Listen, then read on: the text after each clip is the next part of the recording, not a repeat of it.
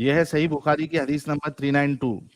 हमसे नईम बिन हम्माद ने बयान किया, कहा हमसे अब्दुल्ला, अच्छा ये पूरा चेन है।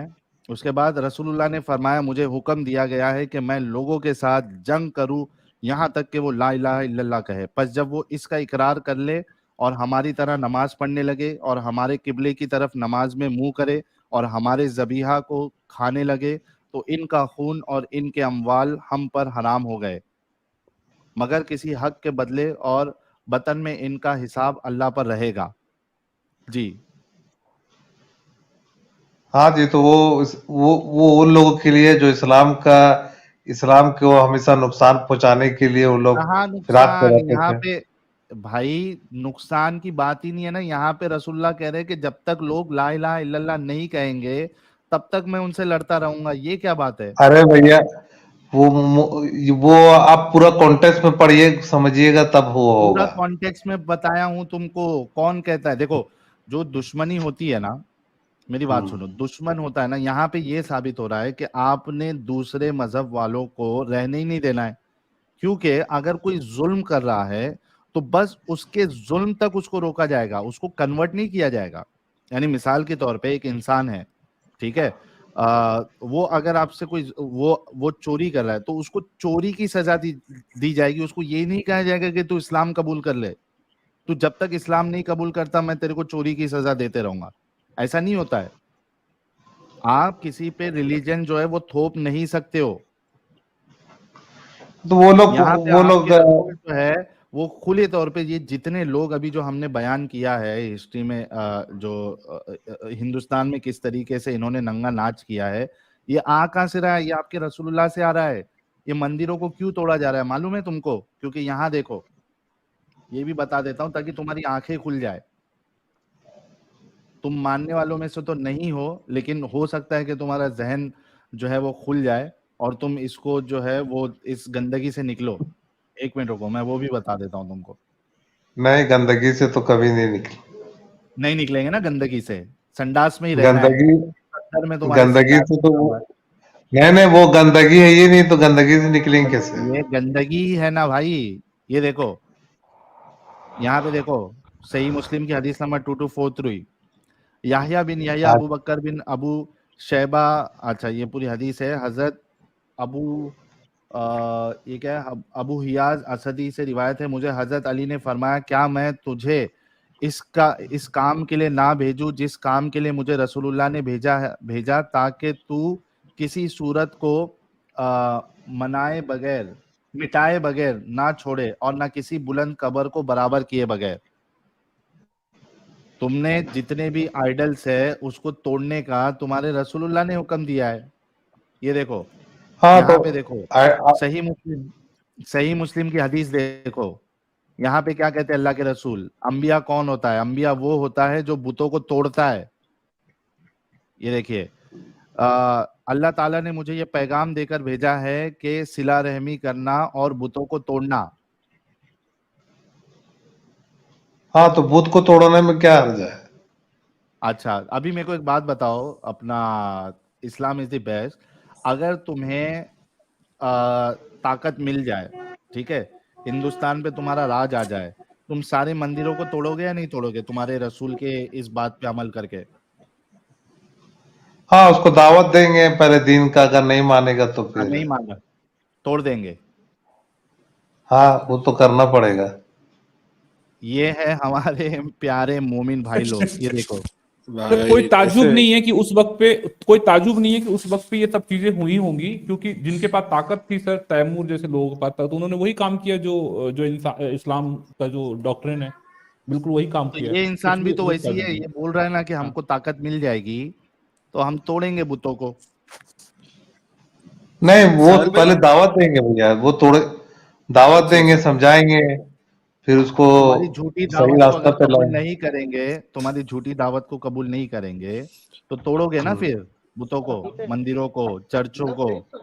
ये है ना तुम्हारा हाँ तो इस्लाम, गटर इस्लाम, गंदा इस्लाम, लोगों पे तो फोर्स करने वाला हिंदू लोग भी इस्लाम, तो दूसरों अरे की भैया, हिंदू लोग भी तो मुस्लिम का मेजोरिटी तो आस्थाओं को, दूसरों की आस्थाओं का तुम्हारे को कोई लेना देनी है, भाड़ में जाए दूसरे की आस्था। अरे आप भैया पढ़े पत्थर हैं। में क्या आस्था रहेगा? अरे तुमको क्या करना है? कोई पत्थर को पूज रहा है, कोई किसी और को पूज रहा है। तुम भी तो जाके वहां पे उसको क्या कहते हो, हजरे अस्वद को तो चूमते हो ना, पप्पी देते हो ना वो उधर। चुमते वो सिर्फ इसलिए चुम उसको परस्ती नहीं करते, वो सिर्फ वो जन्नत का पत्थर है इसीलिए उसको चूमते हैं। जन्नत तुम्हारे अब्बा जी ने तुमको ऊपर से दिखाया था कि ये जन्नत का पत्थर है। हाँ, जन्नत का पत्थर है, वो रसूलुल्लाह सल्लल्लाहु अलैहि वसल्लम ने भी चूमा था, इसीलिए हम लोग चूमते उसमें हैं बस। अब तुम्हारे से बड़ा अंधविश्वासी कोई नहीं है। तुमने देखा था वो जन्नत से आया है पत्थर। हाँ, जन्नत से आया है, वो किताब में भी लिखा हुआ है, हदीस में भी है। किताब में हदीस में लिखा है, तूने देखा था क्या भाई? देखा तो आपने देखा क्या? आप देखा तो किसी ने नहीं, लेकिन जो सुने हैं, जो है अरे हदीस है। उसको कैसे साबित करोगे वो जन्नत का पत्थर है? हाँ, वो जन्नत का पत्थर है, वो तो खैर हशर का मैदान में समझ में आ जाएगा। जन्नत के पत्थर के ऊपर जो है वो वहां पे वो कुर्मातियों ने उसको तोड़ वोड़ के हग के उसके ऊपर बैठ के हगते थे वो। कई सालों तक। आपका जो आपका जो बाथरूम का ये नहीं होता है, दो पैर रखते हो देखो आप और बीच में हगते हो, तो वो दो पैर हम्म। रखने की जगह बनाई थी कुर्मातियों ने तुम्हारे जन्नत के पत्थर को। तुम्हारा अल्लाह भी उसको नहीं हाँ, बचा तो पाया। देखिए भैया, वो सब बात बोल के कोई फायदा नहीं है। हाँ आप बताइए कि आप बोल रहे हैं कि वो क्या बोल रहे हैं, मुसलमान लोगों के बारे में, मतलब ये मतलब मुस्लिम लोगों ने तलवार के जोर पर हिंदुस्तान पर दिन फैला। अगर हाँ। तलवार के जोर पर ही दिन फैलना होता भैया, तो पूरा दुनिया में इस्लाम मैक्सिमम कंट्री में फैल गया होता। अभी तुम्हारी समझे? बम्बू लगाई जाती है ना बराबर।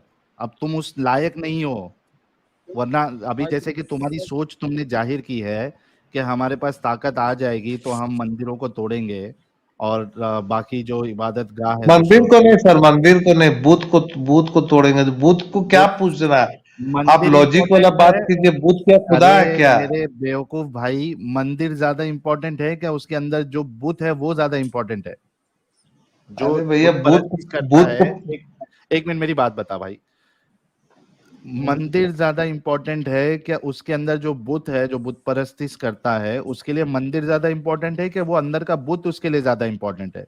मंदिर को तू छोड़ भी देगा क्योंकि तुम लोगों की नस्लियत वो खसलियत ये है कि तुम वो जगह को ऑक्युपाई करके उसमें से बुत तोड़ के उसको मस्जिद बना दोगे।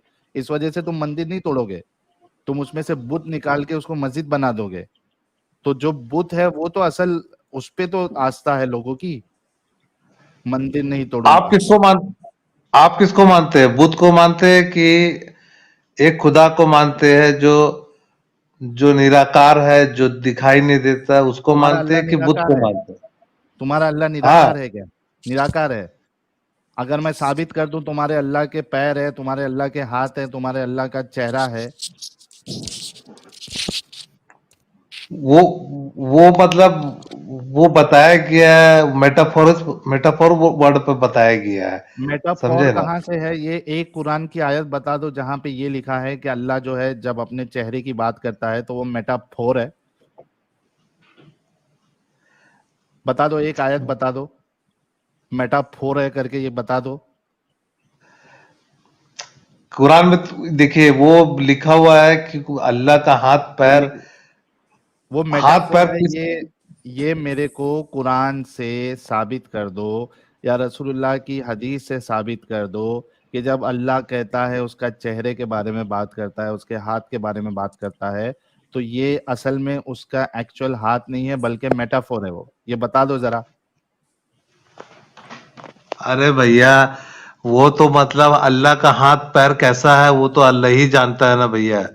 तो वो नहीं, तो आप अभी आप निराकार की बात कर रहे थे ना, जब हाथ पैर हो गया तो निराकार कैसे हुआ ये? अभी तो देखिए, खुदा का क्या आकार है हम लोग नहीं जानते हैं, लेकिन हम लोग का आप नजदीक में निराकार तो बोले ना, निराकार में आकार नहीं होता ना भाई। लेकिन जब हाथ होगा, चेहरा होगा, तो ये तो आकार हो गया ना। तुम अपनी बात से तुम जो है वो गलत साबित हुए। अरे भैया आकार का मतलब हुआ कि मतलब कोई वो कुछ कुछ कुछ लाइट टाइप का होगा, कुछ नूर होगा, हाँ, समझे? क्या होगा? कुछ लाइट टाइप का होगा, नूर होगा, आपका अल्लाह लाइट है। अच्छा, नूर से इसी आवाज टाइप का नहीं कुछ निकलता? होगा। अगर भाई आपका ट्यूबलाइट से अल्लाह आवाज नहीं लाइट निकलता है, हम्म, एक मिनट, एक हाँ, मिनट थोड़ा सर। मैं डिस्कशन कंप्लीट कर लूं। अगर आपका अल्लाह लाइट है तो लाइट का सोर्स क्या है? क्योंकि दुनिया में बिना सोर्स के लाइट नहीं हो सकती। देखिए भैया वो तो बाद में मालूम चलेगा कि क्या है, अल्लाह को तो किसी ने देखा तो नहीं तुम भी, है। तो इसका मतलब ये है कि तुम भी अंधविश्वासी हो, तुम भी उन चीजों पे ईमान रख रहे हो जो तुमको पता ही नहीं है। तो तुम दूसरा कोई इंसान, जैसे तुम्हारी आइडियोलॉजी है किसी चीज पर, उसी तरीके से किसी की आइडियोलॉजी बुतों में है या दूसरी चीजों में है, तो तुम उनको फिर इस तरीके से तोड़ देंगे, ये कर देंगे, इस तरीके का की जहालत वाली बातें क्यों करते हो अपने रसूल की तरह?